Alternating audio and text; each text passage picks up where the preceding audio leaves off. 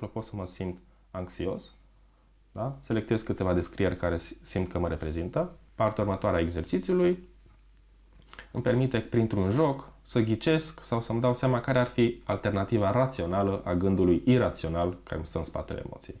În acest caz, gândul rațional ar fi așa. Aș prefera ca lucruri negative să nu se întâmple, dar pot accepta dacă totuși se întâmplă. Așa arată unul dintre exercițiile incluse în aplicația menită să combată depresia. Programul include și alte misiuni pentru care utilizatorul primește o serie de recompense. Nivelul de energie arată starea de bine a acestuia. Programul a fost pus la punct de un grup de psihologi de la Universitatea Babeș-Bolyai din Cluj, care și-au dorit să ofere atât pacienților cât și psihologilor un instrument nou de lucru, adaptat zilelor noastre. Având în vedere că deja ne petrecem așa mult timp în fața ecranelor, de ce să nu folosim acel timp într-un mod care să ne ajute? Chiar dacă, să spunem, psihologul nu este disponibil, cu ajutorul aplicației poate parcurge exact același proces pe care l-ar parcurge în fața terapeutului și cu ajutorul lui, dar pe cont propriu, în ritmul său și în oricare moment al vieții în care are acces la un smartphone. Are o secțiune de back-end sau de administrare pe care terapeuții o pot accesa pentru a verifica progresul pacienților, rezultatele evaluărilor, adică a chestionarilor pe care le completează în aplicație pacienții, astfel încât poate fi o unealtă extrem de utilă pentru managementul terapiei.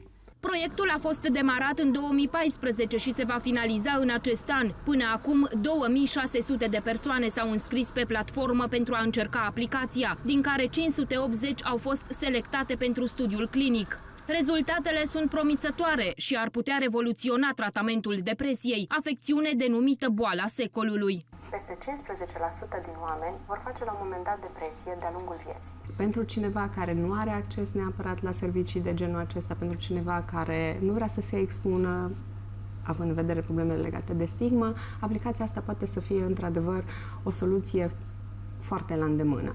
Însă, în momentul în care atingem un anumit prag clinic al simptomatologiei, întotdeauna e bine să mergem să vedem și un specialist. E o idee destul de interesantă și consider că mulți tineri au nevoie de așa ceva, pentru că sunt mulți tineri care intră în depresie destul de ușor. Cred că orice persoană are momente în viață.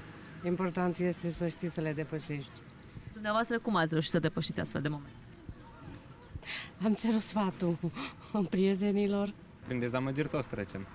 Proiectul de cercetare este susținut din fonduri norvegiene, iar valoarea lui se ridică la 700.000 de euro. La final, aplicația va fi lansată pe piață și va fi disponibilă oricărui utilizator.